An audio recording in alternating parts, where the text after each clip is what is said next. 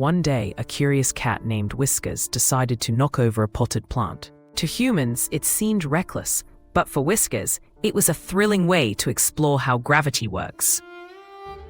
Then he sought warmth by lounging in a sunny spot, believing he could harness the sun's power like a superhero.